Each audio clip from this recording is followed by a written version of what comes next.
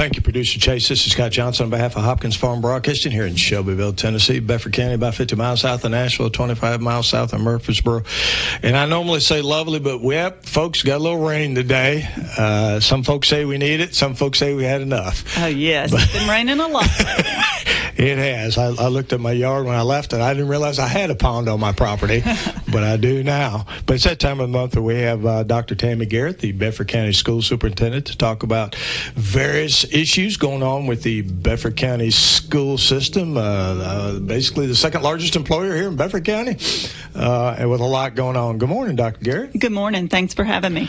Always good to have you in here and talking about various things going on. And I know you got a school board meeting tonight. Those are always the same day as our radio programs. Yes. So 6 o'clock at the Board of Education. Yeah, if you want to come on by, folks, just you're always welcome to come by and see what's going on in our Bedford County school system, where 20% of our population is in a school Monday through Friday during the school year. No pressure. No pressure at all, Dr. Garrett. None whatsoever. But no, that's a great thing.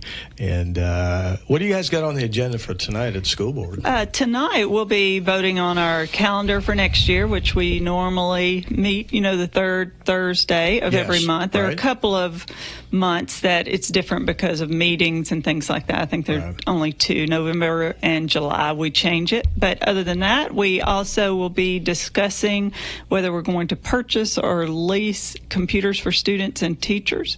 That's a big expense, but in today's world, you have to have those so we can teach students about what they're doing in the workforce. Well, and I guess part of that is, technology changes so fast that, you buy something, it's out of date in 2 years. Yes. And so with leases, it's probably a little, I guess that's one issue you take a look at. So. Yes, we're looking at that to look at the price difference, the pros and cons, and we will make a decision on that tonight so we can have those ready for our students and our teachers coming back in August. Got to have technology. Yes, we do. Absolutely. It's a techno world, folks. It is. Whether you like it or not, or whether I like it or not, it's just part of it. But that's okay because it makes life a little more efficient sometimes. What else you got going on tonight?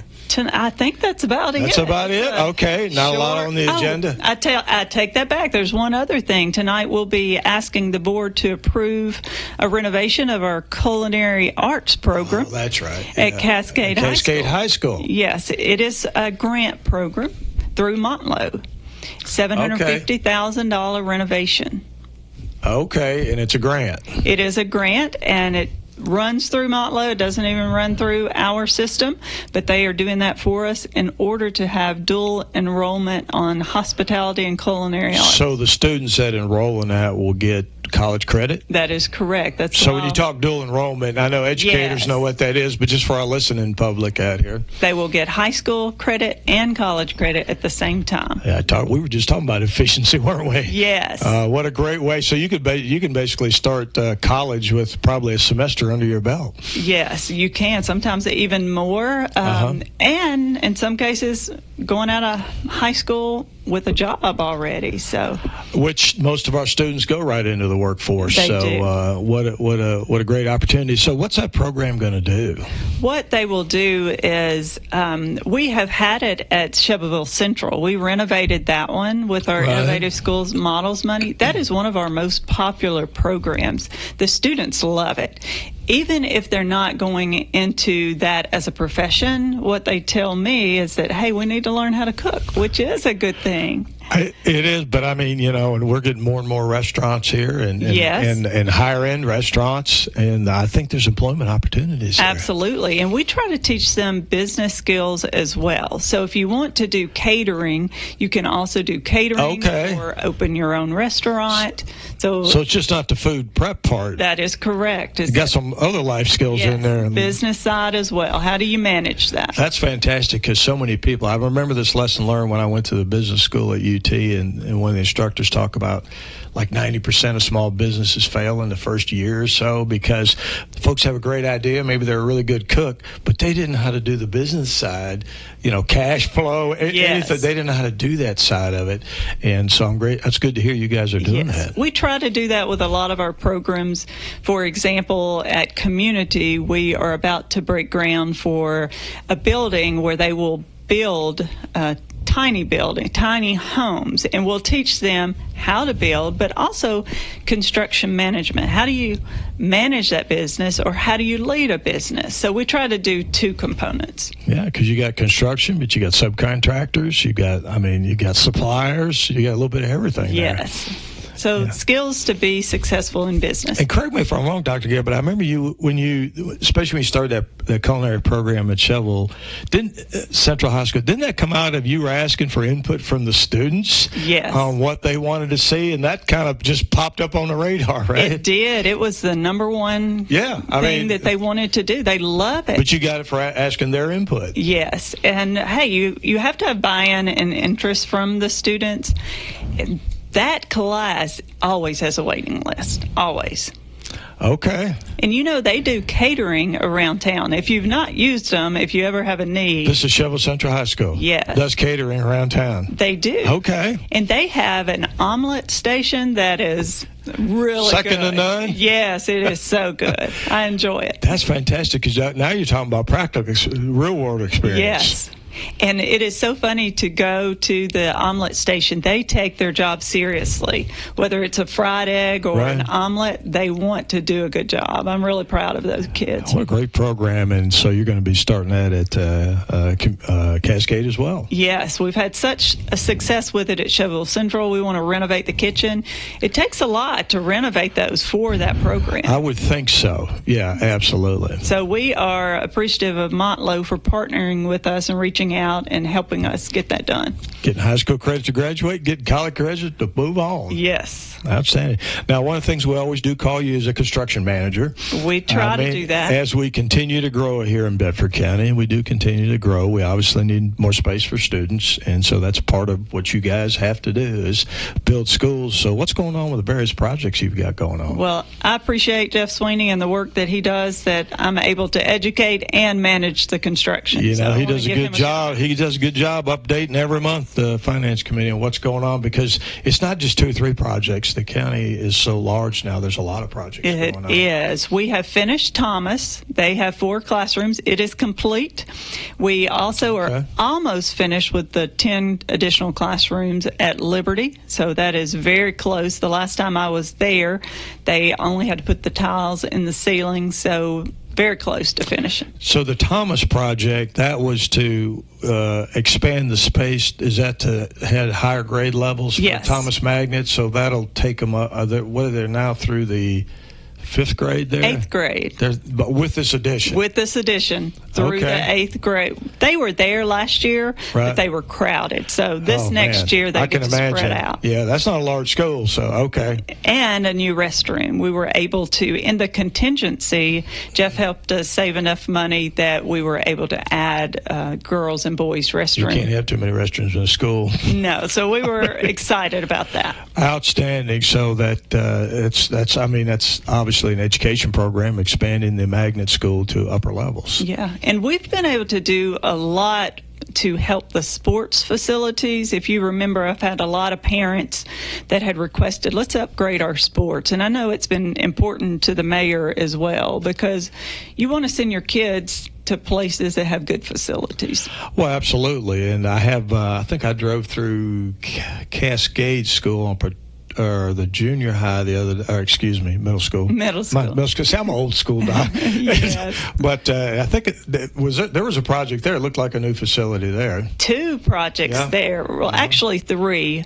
The soccer field did not have athletic lights. So the money that we saved from Cartwright, we were able to do that. Okay. So all of them are completed at all of our schools except for Shovel Central. And right now, yesterday I got pictures that we're putting turf on that Shovel Central without any money from taxpayers. It is completely funded on the turf by Cooper Steel.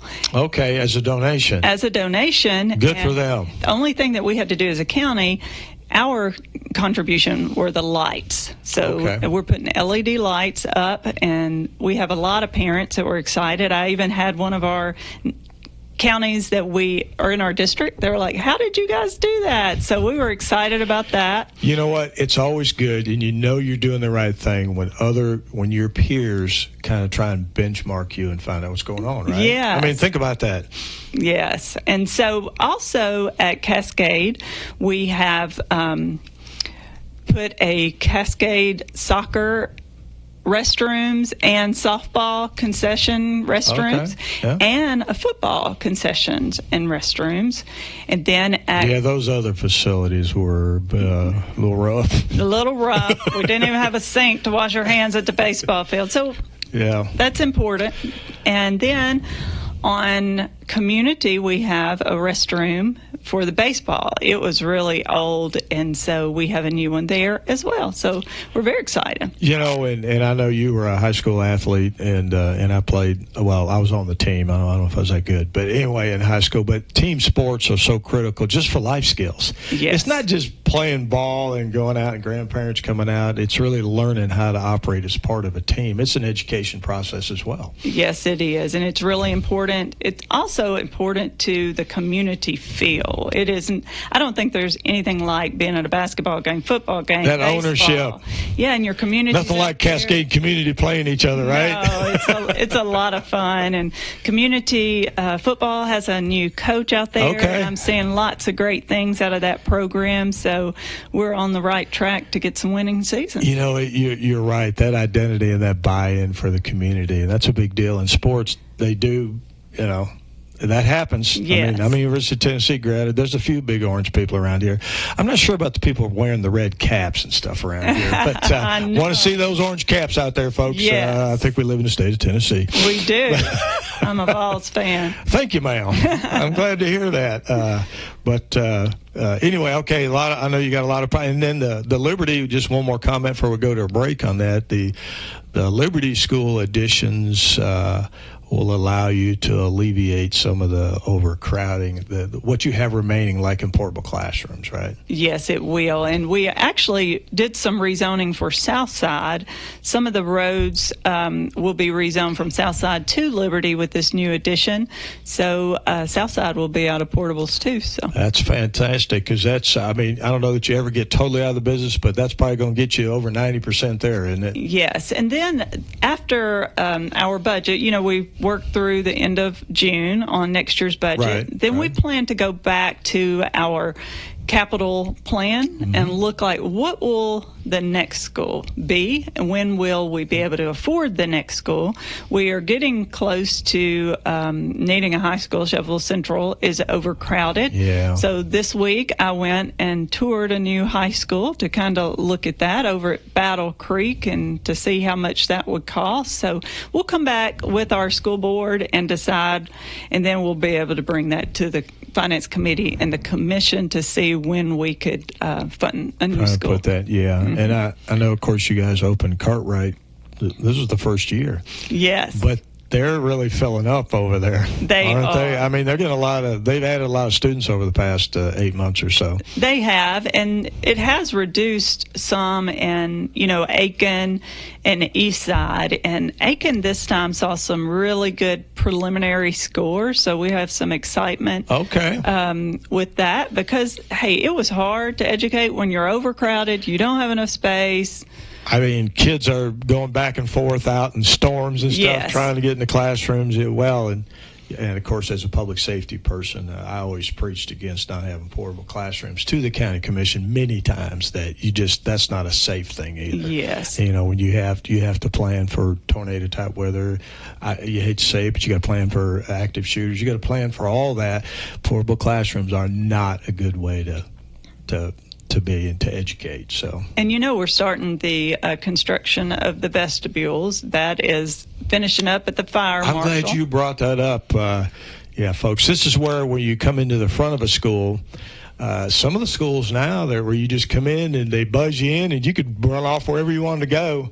And this will make it where you buzz in one door, or you come in one door and you got to be buzzed in the second door. That is correct. To come in. It is a lot safer. I know our newer schools have that, but some of the old ones had to be retrofitted to do that. I was really glad to see you guys put that on your construction list to do that. That's just a common sense security thing you need to do.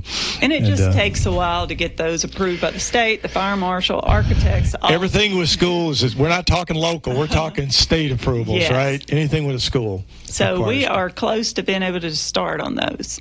Outstanding. I'm glad to see. I want to see those when they're done. And that's near and dear to my heart, seeing those completed. Folks, we're talking to Dr. Tammy Garrett, the Bedford County School Superintendent, about various things going on in Bedford County schools. We're going to take not a 60-second, but a 120-second break to hear from our sponsors. Kincaid's is proud to offer Beauty Rest Black to our customers. Beauty Rest Black represents a leap forward in bedding with sleep climate technology keeping you cool, and triple-stranded pocketed coils to give you luxurious support all night long. Wake up refreshed and ready to take on the day with a new Beauty Rest Black mattress from Kincaid Service Company, 400 Madison Street, Shelbyville, across from the Speedway gas station, 931-684-5662. At United Communications, we're more than just fast internet. We're your local connection to reliability and service you can count on. Right here in Bedford County. With fiber fast speeds and a team in your community, we keep you connected when it matters most. No long hold times, no out-of-town providers, just real service from people who care. Call 931-740-1800 or visit united.net. Thousands of Tennesseans already trust United. United Communications. Fast, local, internet. When's the last time you've seen the eye doctor? Don't wait. Whether it's little Carter's first pair of glasses or keeping a good eye on your vision health as you age, your eyes are a precious thing. See personalized care for the whole family and friendly faces at Dr. Hasty Family Eye Care on 605 North Main in Shelbyville, across from the U.S. Post Office. Striving to bring you excellence in optometry every single day. Don't put your family's vision off. Make an appointment today at 931-684-2020. Personalized eye care for the whole family at Dr. Hasty Family Eye Care. Here at Farm Credit Mid-America, we want to get to know you and your story. We are a member-owned cooperative offering a range of loan products. So when you find that incredible land tract that you've been longing for that fits into your story, give me a call, Jonathan Boyce, at 931-212-0101, or come by and see me, 1908 Madison Street, here in Shelbyville, Tennessee. Loans are subject to credit approval. Additional terms and conditions may apply. Farm Credit Mid-America is an equal opportunity lender. Folks, are talking to Dr. Tammy Garrett, the Bedford County School Superintendent, about various things going on in Bedford County schools. Dr. Garrett, we were talking about, we're talking about your role as a construction manager. Therefore, went to the winter break, but let's see here. It's this time of year where you've got summer learning camp going on, right? I mean, I know the regular school year's out, but you guys kind of operate around the clock. We do. We have about 1,200 students in summer learning. That's a lot. Yes, and we try to get them either caught up, do some remediation, or do some pre-teaching. In our middle schools, we really let them explore a lot of career and technical education so they can see what path they want to try in high school. Okay. That's what we hear from the kids. It's, we have really worked hard to expand our programming in high school. And what we hear now is, hey, let us do this in middle school so we can explore a lot of things and have a path, that we want to go on. They like to explore because in the ninth grade, you may not know yet what you want to do. I'm not sure anybody knows in the ninth grade. Yes. You may think you know. Yes. But are you sure? So those 6th, 7th, and 8th graders, now we have a lot of programming that helps them. And if I remember correctly, the state's a big proponent of these summer learning camps. Don't they pay the teachers' salaries or something? They do, and the transportation. So we appreciate that. Oh, the transportation as well. Okay, yeah. Because that's a big deal. It is. So Pat Marsh, we appreciate him and Shane Reeves for helping. Thanks to State Representative Pat Marsh and Senator Shane Reeves, who, of course, both of them big supporters of public school education. Yes. And we appreciate what they do, because that's certainly be a lot tougher to have that summer learning camp if we had to try to find find funding for that. It would. And, we have several pathways, that being one, with that third grade retention to go on to the fourth grade. Just kind of remind our listeners a little bit what's required by the state for third grade. Third grade reading, you have to be proficient in order to go to the fourth grade. If not, you have to go to summer learning camp, or you have to do tutoring, or you may have to do both, depending on your progress. And if that doesn't work, you get retained in the third grade. You right? do. I know that's very few students every year, but it is. But I'm telling you, I had a parent call me recently about this, and it is a hard test. If you've not looked at the questions, I don't think I want to take it.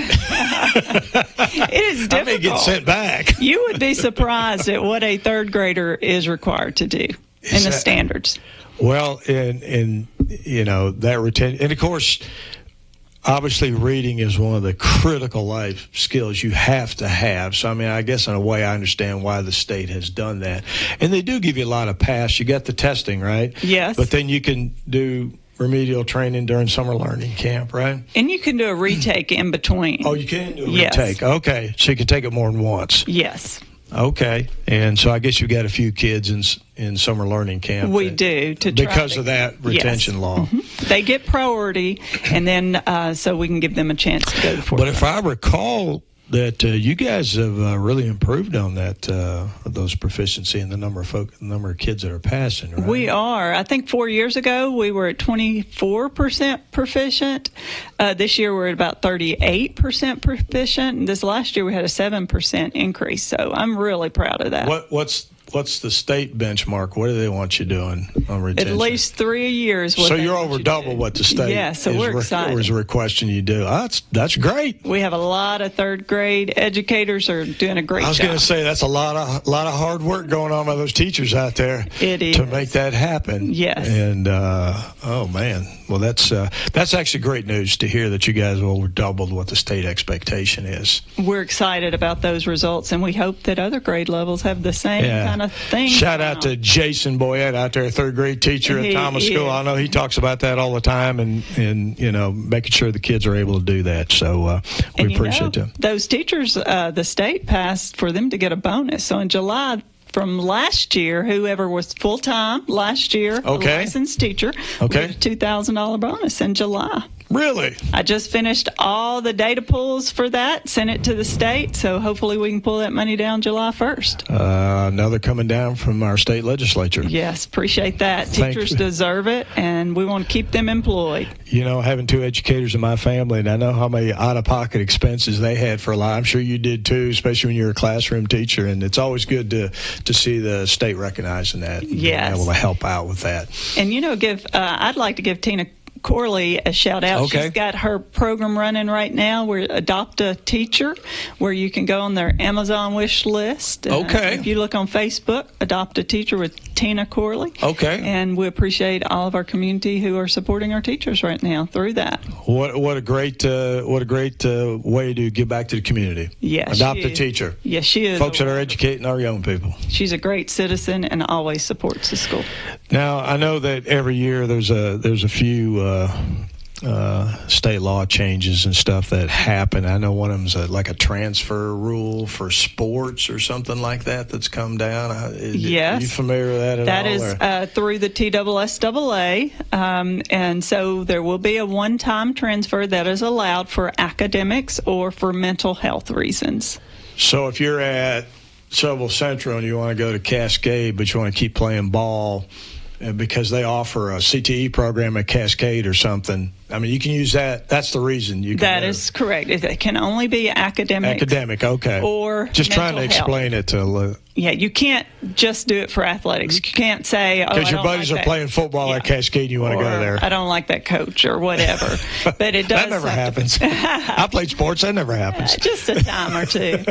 But right before this, you would have had to sit out 1 year of eligibility. Okay. So now you can transfer for those two reasons. weekends and not have to Those are kind of common sense reason, I guess, for, that you couldn't do before. Correct. So this is a change, and so we'll see how that impacts our sports. And, we also allow out-of-county to transfer in with a tuition of $1,200, and that's the local portion. So that's what local government puts in, right? That is correct. You still get the money from the state no matter where they live, but they have to pay the difference in the local portion. Which is fair, yeah. Yeah. So we have, I think, about 40 of those. So they actually come here and pay tuition. Yes. Because they want to go to school here. That is correct. I love that. Yeah. I mean, we started that about 3 years ago, and we have a lot of times they want to come for sports. I have to say. Okay. Well, we know you're not into sports, Dr. Garrett, but Ashley very much so. Speaking of sports, I guess you guys now have an addition to your sports programs here, athletic trainers. We are. We are going to try this year. In years past, we have contracted out with like physical therapy companies, and we have struggled to find people willing to do it part-time because it is a beast to have to go to all the ball games, all the practices, all evening. It's a lot of after hours, and yes it really is. So we want to try something different this year, and we are hiring full-time athletic trainers for each high school. Okay. They'll work a different shift than the normal school day shift, so we can cover those practices and make sure students are safe or the wrapping is done according, or be there in an emergency. And so we posted those, and I'm happy to report we've got two of the three already filled, so I'm excited about that already. Well, that's fantastic. Yes. And certainly we can see the value added in having that and keeping our kids safe when they're playing sports. And it's a great field. So if you have a high school kid about to go to college, that is a great profession. Is that right? Athletic trainers. They're in demand. They are. MTSU only had like 2 that they graduated. And so they had jobs before they were graduated. Because a lot of times the orthopedic companies snatch them up, like TOA or right. Williamson Health or some of those. So I am very excited that we have 2 of the 3 already. Man, that's fantastic. Yes. So, but folks, if you're an athletic trainer out there and you're looking for a position, working in a great school system, contact the central office at 500 Madison Street. And Neil Watson in HR. Yes. And just dial a phone in there, and I think they can hook you up. They can, full-time and with benefits. Oh, that's right, because I assume that includes the retirement and health care benefits. Yes. As well, which is a big deal nowadays. It is. And Tennessee, has the Tennessee Consolidated Retirement System, one of the best in the nation.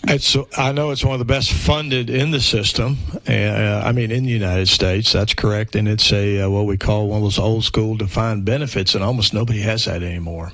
Correct. So, come on down and get the benefits and be a trainer here in Bedford County and enjoy our community here.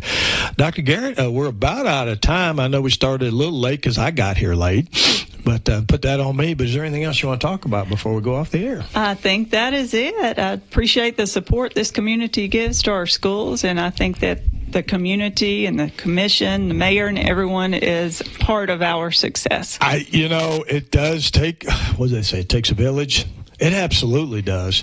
And I know you and your staff do a great job of working in the community, and appreciate everything they do. Everybody, your teachers, your support staff, it takes everybody to prepare our young people to build that great foundation so they can have a good livelihood later on and improve their quality of life, and it's just so critical. So obviously education is one of the critical things we have to take care of here in our local community. We appreciate everything you do and all your folks do. Well, thank you, sir. Absolutely. Folks, have been talking to Dr. Tammy Garrett, the Bedford County School Superintendent, about various things going on in Bedford County Schools. We appreciate her coming in today.